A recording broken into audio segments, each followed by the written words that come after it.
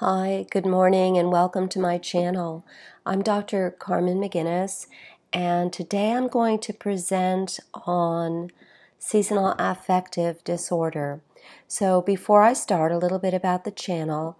I present here every Sunday, life allowing, almost every Sunday. Last Sunday I was at Fusion Fest in Orlando, where I was presenting there, reading haiku poetry from the students, written by the students at my private school for kids with disabilities.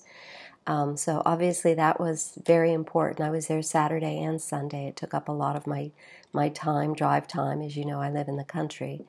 As I've said before, if you're new to the channel, you're just hearing that now. So most Sundays I present here on topics that pertain to relationships of all sorts, including what I call the primary relationship, which is the relationship that we have with ourselves. Little just briefly about me. I'm a board-certified behavior analyst and health psychologist, master's in health psychology, behavioral medicine, doctorate in behavior analysis, and working and practicing in the Orlando area and on the internet. So with that said, now to our topic, seasonal affective disorder. So this is something that's been coming into my office a lot recently from clients that I didn't even know struggled with this, and it's just now coming up.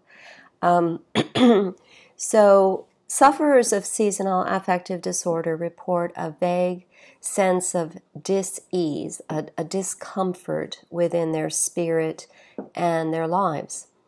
And what I would term free-floating anxiety. In other words, it's not tied to any particular event or person from the past. So depersonalization, or a kind of vacancy, sadness, and negative thought patterns have also been described by sufferers of seasonal affective disorder. Aches and pains may also accompany the disorder. Weight gain may occur, as well as overconsumption of alcohol or other recreational drugs. Family, friends, work, and school, if you're young or in a graduate program, may also suffer as a result of seasonal affective disorder. So as we see, this is no small thing. This is a broad problem for many people. So seasonal affective disorder, or SAD as it's been called, has been associated with a variety of astronomical events. Obviously, fewer hours of light is huge. Light is a very big deal for us humans. We need our light. And as you can see, I staged this today inside because it's a little bit chilly here in Orlando today, and mostly wet chilly, not a comfortable chilly. But I wanted you to be able to see that we have, even here in the South, we have a more southerly proximity to sunlight, which creates longer shadows. And these play on the mind. It reminds us that there is less light in the air. Time changes from daylight savings time to standard time also can have a big impact. I know they do on me. Confuses the heck out of me. Seasonal dietary changes with larger servings of meat and fewer fruits and vegetables can also have an impact. And we're going to go into more detail about how to deal with all of these and as we proceed through this. These all contribute to seasonal affective disorder. And these are believed to affect circadian rhythms to the extent of causing mood suppression, we'll call it, rather than depression. But what are the intra and interpersonal contributors to the disorder? And here we're talking about the psychological contributors. During the holiday season, there's a sort of prescribed raising of expectations. We're all supposed to be gleeful and cheerful. And we're all different. We all have different things going on. For me, I produce a huge production at my school every year. I get 30-odd children with disabilities performing all together, singing together, in the right place, on the right part of the stage, doing the right thing, saying the right thing. it's a very stressful time for me. We all have different things like this. This year, my daughter is also graduating in December, which is, although it's a good thing, it's a stressful thing. So it's not necessarily reasonable to just expect that it's the holiday season and we should all just suddenly be happy and gleeful. So, and we also have memories from the past. And as kids, Christmas was always great because we got, I mean, if we were blessed, of course, not every child is, but we got gifts. The family came, parents and adults were distracted, so maybe they didn't bug us as much. We got to do what we wanted, stay up later. As the child sits with his or her nose pressed against the glass, waiting to spot Santa on his journey through the neighborhood, right? Adults view television commercials in which beautifully appointed actors give gifts of diamonds and expensive cars wrapped in red bows, chocolates that not only can we not afford financially, but our diet can't afford them either. Christmas is also a time when we're expected to reminisce about our youth, and indeed this can be a two-edged sword. When either of those were much better days for many of us, or those were little more than painful memories of a disappointing childhood, because that happens too. The coming of the end of the year is also marked as a time to look back on one's year and indeed one's life. For many, this is a time for regrets, for not having accomplished more, or for bad things that happened during the year. I believe it was 5 years ago, it might have been 4, I divorced on the 23rd of December. Great choice of dates, right? Obviously had to do with tax season and things like that, finalizing the year. A particular judge was retiring and we wanted to get it out of the way before there was a change in judges. But the 23rd of December, yippee, right? And for others, this is a time of very high anxiety as families, students of meeting expectations of their children. I personally, I broke my arm this July and took a $10,000 hit, and that's with insurance, to my finances. So for me, Christmas is going to be a little slimmer than usual this year. Fortunately, my kids are older and they understand that. It is what it is. So what can be done to avoid seasonal affective disorder? That's really the crux of this presentation. We've talked enough about the sad reality of sad seasonal affective disorder. Let's talk about what we can do to fix it. So as discussed, changes in light, where the light is lower in the sky, if you're in the northern hemisphere, toward that way. Light therapy can be very effective. Changing the lights in your home so that your home is naturally brighter as the outside light that comes in is naturally lower can be very effective. Actually doing light therapy professionally with a professional light therapist can be very effective as well. Aromatherapy can really work wonders. And I highly suggest if you go with aromatherapy that you're very, very selective. Don't just go in and have the person selling it say, oh, this is great stuff, Go with something. Just because it says it's meant to lift your spirits doesn't necessarily mean it will. Aromas, scents can be tied to memories. So if Christmas wasn't necessarily a happy time for you, don't go with the pines. Don't go with those sorts of fragrances that are going to push your buttons and possibly trigger you. Go with something flowery if that's what you need. I personally, at Christmas time, I like the berries. I have to be careful because my middle daughter is very allergic to strawberries, so I have to be careful. Orange is also nice, and tangerine can be nice. Lemon is very uplifting for many people. So aromatherapy. And aromatherapy combined with light therapy can be very effective as well. Laughter. Just laughing. Just standing in the mirror and laughing about something, anything. It can be completely invented laughter. It doesn't even have to be a real thing that you're laughing at. Laughter releases good stuff. It releases oxytocin, and the body loves oxytocin. The mood loves oxytocin. So laughter and smiling. Movement. This is a time of year when we tend to move less. We're outdoors less. We park closer so that we can get in when it's cool or possibly snowy outside, so we can get in the store. So movement is very important. For me, I really like on cold days, I just go to the mall. I don't even necessarily buy anything. I walk around the mall. I'll park at one end when I want to be at the store at the other end, and I'll walk all the way across. I know at some places in the north, I know they do this a lot in Canada, there are joggers in the malls during the early hours of the morning and late at night, which I think is just so cool, before and after the mall is open to the public. So things like that, or power walking, that sort of thing. I also, in the winter, I do more yoga. I just up my yoga practice so that I'm moving more. In the summer, when I find that I'm doing less yoga, I also realize that I'm outside swimming. I'm outside walking. So upping whatever your inside exercise practice is can be very effective.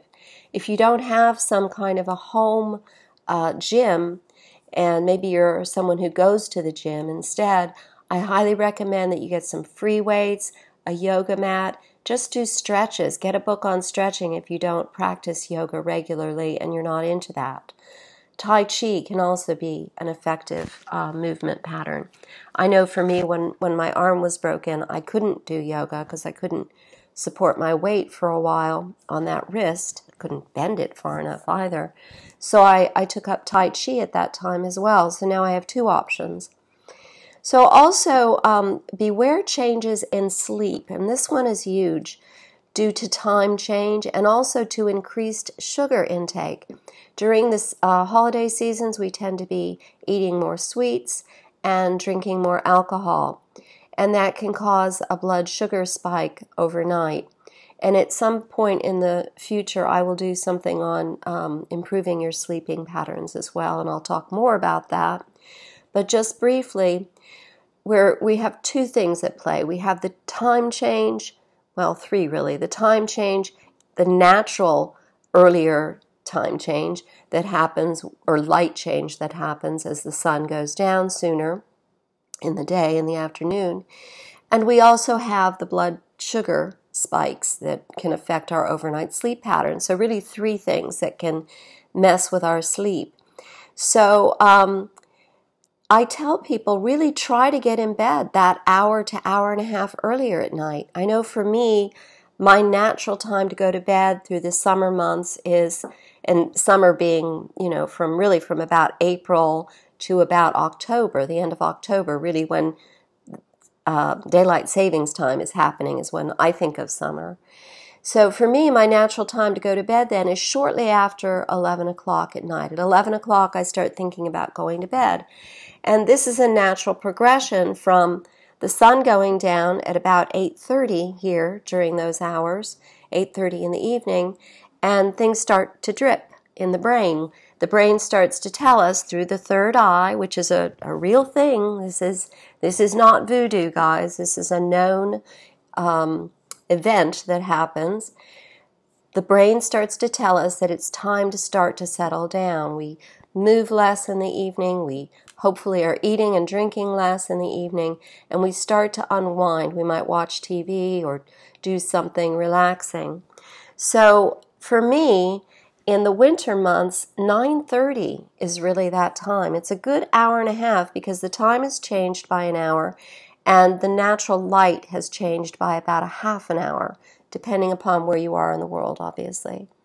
So for me, 9:30, certainly on weeknights, not necessarily on the weekend, is when I'm starting to shut down things.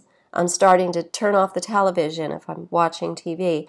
And thanks to on-demand on-demand programming, I don't miss my regular favorite 10 p.m. show because I can watch it the next evening at 8 o'clock at night.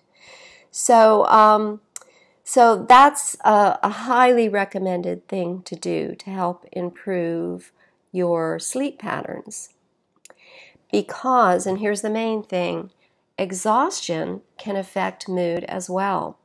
If we're going to sleep later and the sun is waking us up earlier and blood sugar spikes are maybe making us more restless overnight or even waking us up, we're going to wake up tired. And in colder climates, we use more energy just to stay warm overnight. We might not think of it that way, but we do. We actually do. So getting enough sleep can help fend off any kind of sadness, any kind of depression. So also beware of changes to diet due to seasonal expectations. Drink more water. Wintry foods are drier. They're much drier. Think about it. Fruits, vegetables, those are your wetter foods. Fishes. So take more water if you don't have access to those foods during the winter. And then there are also herbal and vitamin remedies that you may find helpful, such as St. John's wort. Now, I always caution people with that because it will increase the number of receptors that we have, the opioid receptors that we have in our brain. So as you get toward the summer months and you peter off the St. John's wort, make sure you do just that you peter off of it and you don't just suddenly go without it because your brain is going to be crying out for those opioids. So saffron has also been shown to be very helpful, just cooking with a little bit of saffron. Expensive stuff. In my next life, I think I'm going to start a saffron farm and make a killing. Folate has also been identified as a helpful supplement in the winter, as well as zinc, which can also help keep you healthy and fend off flus and winter colds. Vitamin D. We get less vitamin D naturally from sunlight, so taking a supplement of vitamin D as well as calcium in the winter can help. Calcium is good with blood pressure regulation. So any sort of circadian rhythms that are affecting blood pressure can also be kept under control with a calcium supplement. Be careful when you take calcium that you use calcium citrate. It's the most absorbable and the least likely to give you residual headaches that calcium can give. Chocolate. Chocolate is the happy food.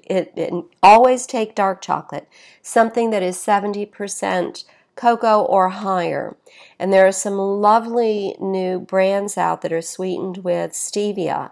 Stevia is very good at helping with blood sugar processing. So stevia sweetened chocolates are really good. And as I go on a little bit here about vitamins and foods and things, I don't often say this on this channel, but I also have a master's degree in holistic nutrition education. So that's one of my 2 master's degrees. So I'm speaking from some knowledge base here, albeit it was years ago, but I read up and stay up to date on this.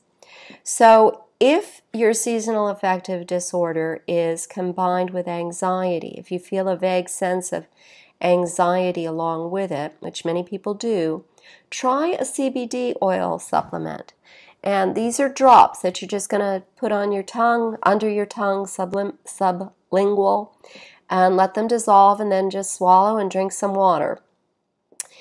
Now, this last one I'm going to mention with quite a bit of caution because I am not a taker of prescription drugs myself.